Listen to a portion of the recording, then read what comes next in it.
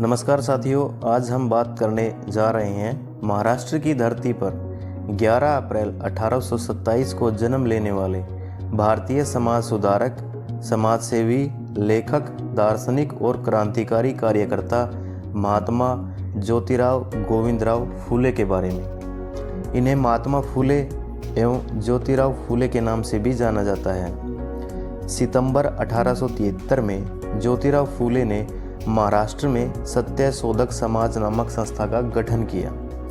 महिलाओं, पिछड़े और अछूतों के उत्थान के लिए इनके द्वारा बहुत से कार्य किए गए। समाज के सभी वर्गों को शिक्षा प्रदान करने और भारतीय समाज में प्रचलित जाति पर आधारित विभाजन और भेदभाव के विरुद्ध थे। इनकी प्रसिद्ध पुस्तक गुलामगिरी है। तो आइए एक नज़र में इनके द्वारा समाज के सुधार के लिए किए गए कुछ अद्भुत कार्यों के बारे में जान लेते हैं। इनका मूल उद्देश्य महिला शिक्षा प्रदान करने का अधिकार, बाल विवाह का विरोध और विधवा विवाह का समर्थन करना रहा है। 19वीं शताब्दी में स्त्रियों को शिक्षा नहीं दी जाती थी। उन्होंने कन्याओं, महिलाओं के लिए भारत देश की पहली पाठशाला पुणे में बनाई। और जी हाँ, उन्होंने अपनी धर्मपत्नी सावित्रीबाई फूले को स्वयं शिक्षा प्रदान की। सावित्रीबाई फूले भारत की प्रथम महिला अध्यापिका थी। सही सुना आपने, सावित्रीबाई फूले भारत की पहली महिला अध्यापिका थी। आप जरा सोचिए, उनके लिए कितना कठिन कार्य रहा होगा, जो उस वक़्त जाति प्रथा के दौर में महिलाओं की शिक्षा और समाज सुधार की बातें कर रहे थे। सभी को समान शिक्षा दिलाने के लिए कार्य कर रहे थे।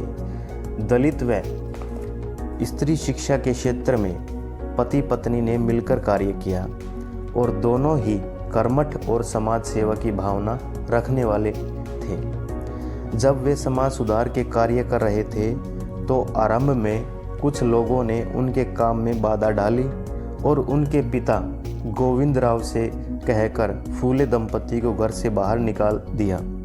उनके लिए कितना कठिन रहा होगा ये दौर हम सोच सकते हैं। लेकिन वो रुके नहीं और एक के बाद एक 3 बालिका विद्यालय खोल दिए। सत्यशोधक समाज 1873 में स्थापित किया और ज्योतिराव ने ब्राह्मण पुरोहित के बिना ही विवाह संस्कार आरंभ कराया और इसे मुंबई उच्च न्यायालय से भी मान्यता मिली। ज्योतिराव फूले और उनके संगठन सत्यशोधक समाज के संघर्ष की बदौलत सरकार ने एग्रीकल्चर एक्ट पास किया। डॉक्टर भीमराव अंबेडकर ने गौतम बुद्ध और कबीर के साथ ज्योतिराव फूले को अपना तीसरा गुरु माना है और उन्होंने अपनी किताब शूद्र कौन थे महात्मा ज्योतिराव फूले को समर्पित की है। समाज के कई संगठन, विशेष रूप से ऑल इंडिया सैनी सेवा समाज के कई बार प्रयास किए और प्रधानमंत्री और राज्य के कई मुख्यमंत्रियों को ज्ञापन सौंपा कि ऐसी महान शख्सियत को ज्योतिराव फूले और सावित्रीबाई फूले को भारत रत्न मिले। हम भी चैनल के माध्यम से गुजारिश करते हैं कि भारत सरकार जल्द से जल्द फूले दंपति को भारत रत्न दे। इस बारे में आपकी क्या राय है, हमें कमेंट में ज़रूर बताएं। जल्द ही हाजिर होते हैं कुछ और टॉपिक के साथ। तब तक के लिए धन्यवाद।